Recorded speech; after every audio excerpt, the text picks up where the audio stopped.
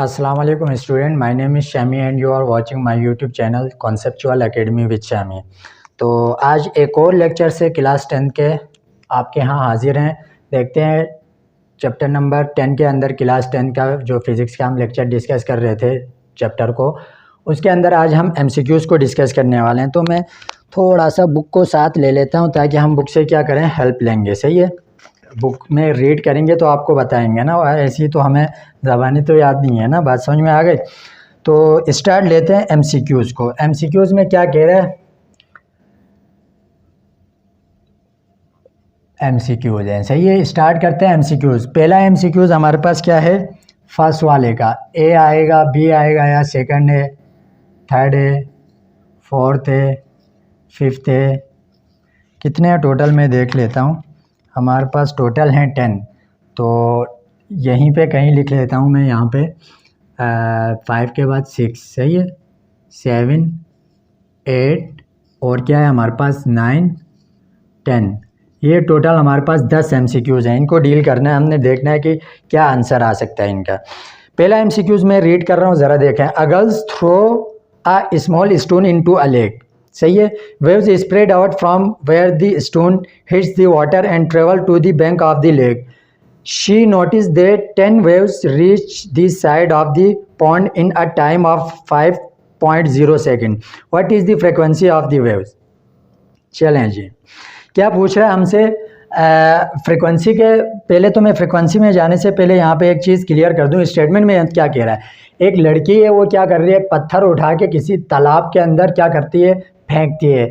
तो पत्थर जाके जब तालाब पे गिरता है, पाउंड के अंदर हिट करता है, तो वो नोटिस करती है इस चीज़ को कि वहाँ से 10 वेव्स, जो सर्कुलर वेव्स, लेट सपोज यहाँ पे मैं फिगर समझा दूँ, तो पत्थर यहाँ पे गिरा तो इस तरह की वेव्स जनरेट होना स्टार्ट हो जाएंगी। इस तरह की वेव्स बन के 10 वेव्स क्या हो रही हैं, रिवर ऑफ द बैंक आ रही हैं। River of the bank, bank का मतलब यहाँ पे कॉर्नर को कहा गया है। सही है, यानी कि पाउंड के किनारे की तरफ आ रही हैं 10 वेव्स जनरेट हो गए। वो नोटिस कर रही है, जो लड़की है वो नोटिस कर रही है 10 वेव्स आ रही हैं, लेकिन उसको टाइम कितना लग रहा है, हमारे पास 5.0 सेकेंड लग रहा है, टाइम इतना ले रहा है। और कितनी वेव्स आ रही हैं, नंबर ऑफ वेव्स की अगर बात करें तो नंबर ऑफ वेव्स कितनी है हमारे पास, 10 है।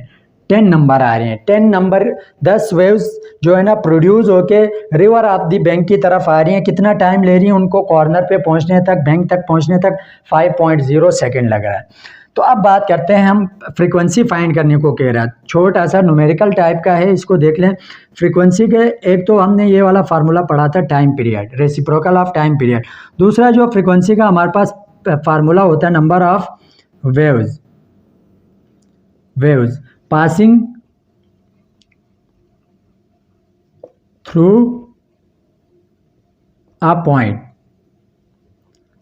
पॉइंट को PT से भी लिखते हैं शॉर्ट में, तो मैं PT से ही लिखता हूँ।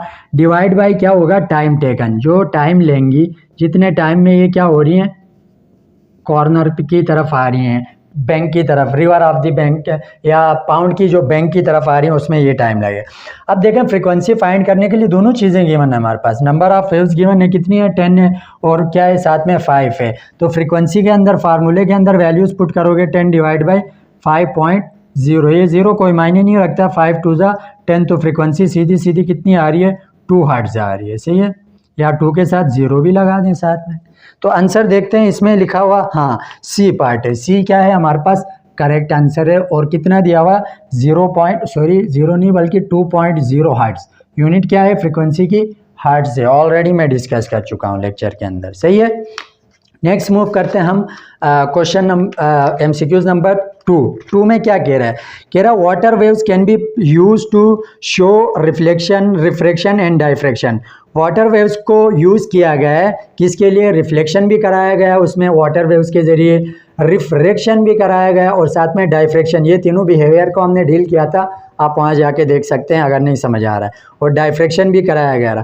कह रहा है कि for each of these which row shows whether और not the speed of the water waves change. देखो यहाँ पे कुछ कॉलम बना के दिया गया है, कॉलम कुछ इस तरह का है। मैं इसको थोड़ा सा अगर रिमूव करके लिख दूँ आपके लिए, तो इस चीज़ को रिमूव कर देते हैं, मैं ऑलरेडी सॉल्व कर चुका हूँ, तो इसको यहाँ रखने की नीड नहीं है। सही है, कॉलम कुछ इस तरह से है। पहला कॉलम आपके पास रिफ्लेक्शन का है, सेकंड आपके पास रिफ्रैक्शन का है, सही है। थर्ड जो आपके पास है वो क्या है, डायफ्रैक्शन का है, सही है, डायफ्रैक्शन का, डायफ्रैक्शन स्पेलिंग देख लें, सही है। स्पेलिंग क्या, यहाँ पे जो चीज़ मैं समझाना चाह रहा हूँ, ए दिया हुआ, बी दिया हुआ, सी दिया हुआ और साथ में क्या दिया हुआ, डी दिया हुआ। चार हमारे पास एमसीक्यूज हैं, उसमें से करेक्ट देखो, पहले वाले में यस, अगले वाले में अगेन यस, अगले वाले में अगेन यस, ये लिखा हुआ। फिर अगले वाले में क्या है, yes no yes, no and yes. अगले वाले में क्या लिखा हुआ, नो और साथ में यस और साथ में क्या है, नो है अगेन, सही है। अगले वाले में नो है, अगले वाले में फिर नो है, लास्ट वाले में अगेन नो है, सही है। अब हमने इसमें क्या चीज़ बतानी है, देखो यस नो कर रहा हूँ तो आप कंफ्यूज मत होना। कह रहा है कि हमारे पास क्या हो रही है, वेव्स को जनरेट कराया गया है, किसके अंदर, वाटर के अंदर वेव्स को जनरेट करवाया गया। कौन से तीन प्रोसेस हो रहा है, रिफ्लेक्शन भी हो रहा है, रिफ्रैक्शन भी हो रहा है, डायफ्रैक्शन भी हो रहा है। अब हमने बताना कि कौन सा ऐसा प्रोसेस है जिसके अंदर वेव्स अपने जो है ना, वाटर वेव्स क्या हो, चेंज ना हो रही हो, क्या स्पीड को चेंज ना कर रही हो। स्पीड की बात हो रही, स्पीड ऑफ द वेव्स की बात हो रही। देखें रिफ्लेक्शन के अंदर स्पीड चेंज नहीं होती है, हालांकि यहाँ पे क्या लिखा हुआ है, यस लिखा हुआ, तो ये तो गलत है। स्टार्टिंग में पहले का ही देख के लग रहा है, आगे जाने की ज़रूरत ही नहीं है। दूसरे में आओ तो फिर रिफ्लेक्शन है, ये तो गलत है, ये भी गलत है, आगे जाने की नीड नहीं है। सी के अंदर यहाँ तक तो ठीक है। अगले में चलते हैं रिफ्रैक्शन। रिफ्रैक्शन में स्पीड क्या होती है आपको पता है, मैंने आपको प्रोसेस समझाया था जब रिफ्रैक्शन को मैंने डिस्कस किया था, आपको फिर भी बता देता हूँ। ये आप सपोज करें कि एक हमारे पास क्या है, कोई सरफेस है, उसके ऊपर आपने क्या कर दी, लाइट, इसके ऊपर लाइट बोल रहा हूँ या पानी, आप इसके ऊपर इंसिडेंट करवा दिया, तो आप क्या होगी, लाइट की डायरेक्शन चेंज होती है, स्पीड क्या होती है, चेंज होती है। तो ये यस वाला है और ये नो वाला है, तो क्या आएगा इसके अंदर, आपका आएगा सी पार्ट। सी के अंदर क्या लिखा हुआ, यस नो, सॉरी गलत लिख दिया, नो यस अगेन नो। यानी कि डायफ्रैक्शन के अंदर भी क्या होती है, ये अपनी डायरेक्शन, मैंने समझाया था रिफ्लेक्शन में भी स्पीड ऑफ वेव्स चेंज नहीं होती है, साथ में डायफ्रैक्शन में भी स्पीड ऑफ वेव्स चेंज नहीं होती है। जस्ट किसके अंदर चेंज होती है, हमारे पास चेंज होती है किसके अंदर, रिफ्रैक्शन के अंदर, यानी कि चेंज होती है। तो ये पार्ट है इसका, दूसरा पार्ट एमसीक्यूज का, सही है, दूसरा एमसीक्यूज। थर्ड एमसीक्यूज में कह रहा the diagram show water waves that move more slowly after passing into shallower water, which diagram shows what happen to the waves. कह रहा है कि हमारे पास क्या है, एक क्वेश्चन दिया हुआ, कह रहा है कि डायग्राम शो करवा रहा है किस चीज़ को, हमारे पास जो वेव्स हैं वो पास हो रही हैं स्लोली, किसमें, शेलवर वाटर में से जब डीप वाटर में जा रही हैं तो स्लोली क्या कर रही हैं, अपनी उस चीज़ को पास होते हुए स्लोली पास हो रही हैं। कह रहा है which diagram shows what happen to the waves. एक डायग्राम, 4 डायग्राम्स बनाई गई हैं, यहाँ पे मैं सारी तो नहीं बनाऊंगा। देखो हमने देखा था कि वेव्स इस तरह से मूव करती थी, रिपल टैंक के जरिए जब हमने वेव्स को जनरेट करवाया था तो स्ट्रेट मूव कर रही थी, आगे जाके वो यूं मूव करने लगती थी जब शेलवर वाटर में जाती थी। जाहिर सी बात है, आपको पता है जब किसमें से आपके पास डीप वाटर से शेलवर वाटर में जब वेव्स जाएंगी तो क्या होगा, आपके पास डायरेक्शन तो चेंज हो जाएगी, डायरेक्शन क्या हो जाएगी हमारे पास, चेंज हो जाएगी। यानी कि यहाँ से ये इधर को अब यूं बेंड हो जाएंगी, वेव्स यूं बेंड हो जाएंगी, यानी कि मूव हो जाएंगी, डायरेक्शन चेंज होती है ना, रिफ्रैक्शन हो रहा है बेसिकली, यहाँ पे ये प्रोसेस हो रहा है। तो आपकी डायग्राम कैसी आएगी, मैं डायग्राम लिख देता हूँ यहाँ, थोड़ी सी बना देता हूँ, कोशिश करता हूँ बनाने की, इस तरह की बनेगी, आगे जाके फिर यूं इतना ज़्यादा बेंड नहीं हो रही है, सही है। ये इस तरह की कुछ डायग्राम बनेगी, सही है, ज़्यादा नीचे नहीं लेके आते हैं ताकि नेक्स्ट जो एमसीक्यूज है उसको भी समझाने की कोशिश। तो ये फिगर यानी कि सी वाली फिगर आपकी लिखा हुआ, तो हाँ सी वाली फिगर आपकी क्या है, करेक्ट वन है, सही है, बात समझ में आ गई। नेक्स्ट एमसीक्यूज की तरफ चलते हैं। The diagram shows a water wave approaching a barrier with a gap. अब आपके पास कुछ इस तरह से दिया हुआ है, आप देख सकते हैं, एक यहाँ पे क्या लिया गया, ब्लॉक लिया गया, एक ब्लॉक यहाँ पे लिया गया, सही है, पी वाला पॉइंट यहाँ पे, वेव्स यहाँ पे जनरेट हो रही हैं, जनरेट होते होते यहाँ से गुजरेंगे तो पी पॉइंट पे आएंगे तो यहाँ पे कौन सा प्रोसेस होता हुआ आपको दिखाई देगा, ये पूछ रहा है कि वहाँ पे रिफ्लेक्शन होगा, रिफ्रैक्शन होगा या फिर डायफ्रैक्शन। तो मैंने आपको बताया था किसी ऑब्स्टेकल के एजिस से वेव्स का टकराने के बाद स्प्रेड कर जाना, फैल जाना, उसको हम क्या कहते थे, डायफ्रैक्शन कहते थे। तो यहाँ पे जो करेक्ट आंसर आएगा वो क्या होगा हमारे पास, डायफ्रैक्शन आएगा। सही है, ये पूछ रहा था। सही है, तो डायफ्रैक्शन यानी कि डायफ्रैक्शन कौन सा पार्ट है हमारे पास, ए के अंदर ही आ रहा है, तो क्या होगा यहाँ पे डायफ्रैक्शन हो रही है। सही है, स्पेलिंग देखते हैं डायफ्रैक्शन की, मैं गलत लिख रहा हूँ आई थिंक, ये हाँ ए आएगा यहाँ पे, डायफ्रैक्शन हो रही है। बात समझ में आ गई। नेक्स्ट एमसीक्यूज की तरफ चलते हैं, एमसीक्यूज नंबर 5 की तरफ।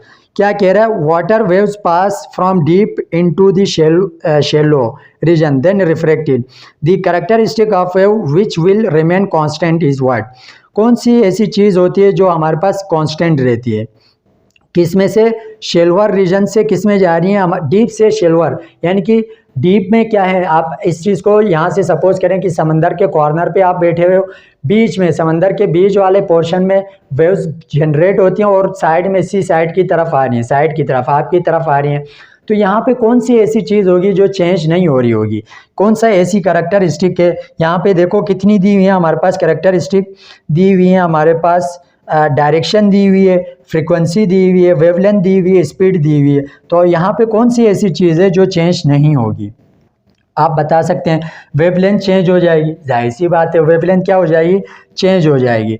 डायरेक्शन क्या होगी, डायरेक्शन भी चेंज होगी, जाहिर सी बात है, अभी बताया। देखो डीप वाटर से शेल्वर में जाओगे तो आपकी क्या होंगी, डायरेक्शन चेंज हो जाएगी, ये भी नहीं है। सही है, स्पीड भी जाहिर सी बात है, शुरू में बहुत ही ज़्यादा स्पीडली मूव कर रही होंगी वेव्स जब जनरेट हो रही होंगी उस वक्त, फिर आहिस्ता आहिस्ता उनकी स्पीड में कमी आती है, तो ये भी नहीं हो सकता। तो करेक्ट वन क्या है हमारे पास, फ्रीक्वेंसी है। सही है, क्या है करेक्ट वन, फ्रीक्वेंसी। और फ्रीक्वेंसी किस में दिया हुआ, आपके बी पार्ट के अंदर दिया हुआ, फ्रीक्वेंसी में चेंज आएगा। क्लियर, ये एमसीक्यूज है, बात समझ में आ गए। नेक्स्ट की तरफ चलते हैं, उससे पहले मैं बोर्ड को रिमूव कर देता हूं ताकि नेक्स्ट जो मैं लिखने वाला हूं वो लिखे हुए आना चाहिए, यानी कि डिस्टर्ब नहीं हो हम। अगले एमसीक्यूज में क्या कह रहा है, एमसीक्यूज नंबर 6 में कह रहा है which is not a characteristic of wave. इसमें से बताओ कि कौन सी हमारे पास कैरेक्टरिस्टिक है, नहीं है वेव्स में से। तो आप देखें, पीरियड क्या था हमारे पास, कैरेक्टरिस्टिक था, और एम्पलीट्यूड क्या था हमारे पास, कैरेक्टरिस्टिक था, वेलोसिटी क्या थी हमारे पास, कैरेक्टरिस्टिक थी। कैरेक्टरिस्टिक नहीं था तो वो कौन सा था हमारे पास, मास था, यानी कि सी वाला पार्ट इसका क्या है, करेक्ट वन है। मास क्या था हमारे पास, कैरेक्टरिस्टिक नहीं थी, यानी कि प्रॉपर्टीज ऑफ वेव्स में हमने इस चीज़ को नहीं पढ़ा था, यानी कि ये प्रॉपर्टीज में ही नहीं आता है वेव्स के। तो मास क्या है हमारे पास, प्रॉपर्टीज में नहीं आता, कैरेक्टरिस्टिक में नहीं आता, और पूछ भी यही रहा कि इनमें से कौन सा हमारे पास कैरेक्टरिस्टिक नहीं है, तो क्या है, मास है। 7 की तरफ आए, when an oscillating object is in simple harmonic motion its maximum speed occurs when the object is at its. कहाँ पे होगा, तो इसकी मैक्सिमम स्पीड आ रही होगी। सपोज करवा रहा है, पूछ रहा है कि हम किसी ऑब्जेक्ट को ऑसिलेट करवाते हैं, जैसे कि मैं टाइम पीरियड की यहाँ पे एग्जांपल दूँ, ये देखें टाइम पीरियड बोल रहा हूँ, सिंपल पेंडुलम की एग्जांपल दें तो ये मूव करेगा, ये इधर को मूव करेगा, बॉब कभी इधर कभी इधर, ये मोशन हो रही होगी इसकी। सही है, तो हमें ये पूछ रहा है कि कौन सी ऐसा पॉइंट है जहाँ पे इसकी स्पीड मैक्सिमम, यानी कि ज़्यादा से ज़्यादा इसकी स्पीड कहाँ पे हो सकती है। आया कि ये वाली एक्सट्रीम में हो सकती है, मीन में हो सकती है, या फिर ये वाली एक्सट्रीम में हो सकती है। तो यहाँ पे ऑप्शन दिया हुआ highest point, lowest point, extreme point, equilibrium point. तो बेटा यहाँ पे इसका कहाँ पे होगा, इक्विलिब्रियम पॉइंट पे होगा, और इसका कौन सा पार्ट है, ये भी सी है। तो आप क्या लिखेंगे यहाँ पे, इक्विलिब्रियम। सही है, इक्विलिब्रियम वाले पॉइंट पे क्या होगी, इसकी स्पीड मैक्सिमम से मैक्सिमम हो जाएगी। अच्छा जी, अगला कुछ एमसीक्यूज में पूछ रहा है 8 के अंदर, in an oscillating pendulum the bob accelerate from its extreme position due to dash. कौन सी ऐसी हमारे पास जो एक्सट्रीम पे, लेट सपोज ये एक्सट्रीम पे हमारे पास बोब, ये एक्सट्रीम कंसिडर करें या ये वाली करें, दोनों एक्सट्रीम है। सही है, इस वाली पोजीशन में रहते हुए जो हमारे पास ऑब्जेक्ट होता है उसके अंदर बॉडी यहाँ पे आके रुकती क्यों नहीं है, आगे फिर दोबारा मूव करती है, यानी कि वाइब्रेशन करती रहती है। इसके अंदर कौन सी चीज़ ऐसी इन्वॉल्व होती है? इनर्शिया होती है, टेंशन इन दी स्ट्रिंग होती है, ग्रेविटेशनल फोर्स होती है, या फिर वाइंड होती है। देखें यहाँ पे नहीं रुक के दोबारा आने की वजह क्या होती है? इनर्शिया होती है। यहाँ पे क्या होता है? इनर्शिया, यानी कि जिसको हम क्या कहते हैं? लॉ ऑफ इनर्शिया भी कहते हैं। और ये न्यूटन का फर्स्ट लॉ क्या कह रहा था? न्यूटन का फर्स्ट लॉ, अगर कोई चीज़ मूव कर रही है तो वो क्या करेगी? मूव करती रहेगी। क्या करती रहेगी? मूव करती रहेगी, इनर्शिया। सही है। और अगर रुकी हुई है तो रुकती रहेगी। तो ये चीज़ इसमें याद रखने की है। सही है। तो ए पार्ट इसका करेक्ट है। 9 को देखें। In the ball and ball system the mean position is 8 dash. Ball और बॉल सिस्टम जो हमने लास्ट टॉपिक से थोड़ा पहले डिस्कस किया था, ये है एक, यहाँ पर भी है, ये बॉल है एक। सही है। कह रहा है कि मेन पोजीशन कौन सी पोजीशन कहलाएगी? इज 8। कहाँ पे होगी मेन पोजीशन? ये वाली होगी मेन पोजीशन, यहाँ पे होगी। तो इस पोजीशन को हम क्या कह सकते हैं? ये कहाँ पे? सेंटर ऑफ दी बाउल है। तो इसका आंसर क्या आएगा? यहाँ पे लिखा हुआ भी है कि सेंटर ऑफ बाउल। सही है। ये दिया हुआ हमारे पास C, centre of ball, ball नहीं बाउल। सही है। बाउल के सेंटर में क्या होगी? इसकी मेन पोजीशन होगी। लास्ट एमसीक्यूज देखें। Oscillation are damped due to the presence of dash. Oscillation are damped due to the presence of dash, यानी कि ऑसिलेशन किस वजह से होती है? किन चीज़ों की वजह से होती है? लीनियर मोशन की वजह से, रीस्टोरिंग फोर्स की वजह से, फ्रिक्शनल फोर्स की वजह से, या फिर हमारे पास मैकेनिकल फोर्स की वजह से होती है। तो हमारे पास ऑसिलेशन आर डैम्प्ड। डैम्प क्यों होते हैं? एक ऑसिलेशन जो होती है वो हमारे पास डैम्प क्यों होती है? डैम्प का मतलब कम क्यों होती है? आहिस्ता आहिस्ता ग्रेजुअली क्या होती है? उसमें डिक्रीजिंग का प्रोसेस होता हुआ नज़र आता है। ये वजह क्या होती है? हमारे पास यहाँ पे जो चीज़ इन्वॉल्व होती है वो क्या होती है? एक्सटर्नल फोर्सेस होती हैं। यहाँ पे क्या लग रही होती है? एक्सटर्नल फोर्सेस इन्वॉल्व होती हैं। इसकी वजह, यानी कि अगर मैं बात करूँ एक्सटर्नल फोर्सेस के अंदर बात करूँ तो एक तो हमारे पास क्या हो सकती है? फ्रिक्शन हो सकती है, या फिर हम बात कर सकते हैं एयर हो सकती है, या फिर हम बात कर सकते हैं कि ग्रेविटी हो सकती है। सही है। ये कुछ फोर्सेस हैं जो क्या करती हैं? इसके ऊपर एक्ट करती हैं, जिसकी वजह से ऑसिलेशन क्या होता है? डैम्प होना स्टार्ट करता है। तो यहाँ पे क्या आएगा? सी आएगा। इसमें भी क्या लिखा हुआ? Frictional force. कौन सी फोर्स? फ्रिक्शनल फोर्स होती है, जिसकी वजह से क्या हो जाती हैं? हमारे पास जो प्रोसेस होता है ऑसिलेशन का वो डैम्प होता है। बात समझ में आ गई? तो मेरे ख्याल से एमसीक्यूज़ आपको ओवरऑल समझ में आए होंगे। लेक्चर काफ़ी लेंथी होगा, तो मैं कोशिश करूँगा नेक्स्ट 2 लेक्चर के अंदर, या फिर एक थोड़ा सा लेंथी होगा लेक्चर, क्योंकि 8 न्यूमेरिकल हैं। हमने इस 8 न्यूमेरिकल के 8 पूरे के पूरे डिस्कस करने हैं 1 बाय 1। तो टाइम काफ़ी हो रहा है। सही है। रात के तकरीबन 2:30 बज रहे हैं इस वक्त। तो आपके लिए जागे हुए हैं, तो आप भी अपना थोड़ा सा जो है ना प्यार दिखा दें, सब्सक्राइब करें चैनल को और बेल आइकन को हिट करें। अगर लेक्चर समझ में आ रहा है तो लाइक करें, कमेंट्स करना ना भूलें, शेयर करें, किसी और का भी फ़ायदा हो जाएगा। इससे आपको सदका, मतलब आपको सदका जारिया मिलेगा, सदका मिलता जाएगा, क्योंकि आपने किसी की हेल्प की है। हालांकि आपकी हेल्प तो हो रही है, अगर आप किसी और की हेल्प कर रहे हो तो ये सदका है। सही है। एक तो रमज़ान में किसी का आप क्या कर रहे हैं? मदद कर रहे हैं, तो उसका तो डबल सवाब है। तो इंशाल्लाह मिलेंगे नेक्स्ट लेक्चर के अंदर विथ न्यूमेरिकल चैप्टर नंबर 10, जो कि मैं न्यूमेरिकल डिस्कस करने वाला हूँ। या तो मैं पूरे एक ही लेक्चर के अंदर 8 के 8 न्यूमेरिकल करवा दूंगा सीक्वेंस से। सही है। एक ही मतलब लेक्चर के अंदर, या फिर 4-4 करके हम उसको क्या करेंगे? लेक्चर के अंदर डिवाइड करके आपको प्रोवाइड करेंगे। तो तब तक के लिए अपना बहुत सारा ख्याल रखें। Thank you. अल्लाह हाफिज़।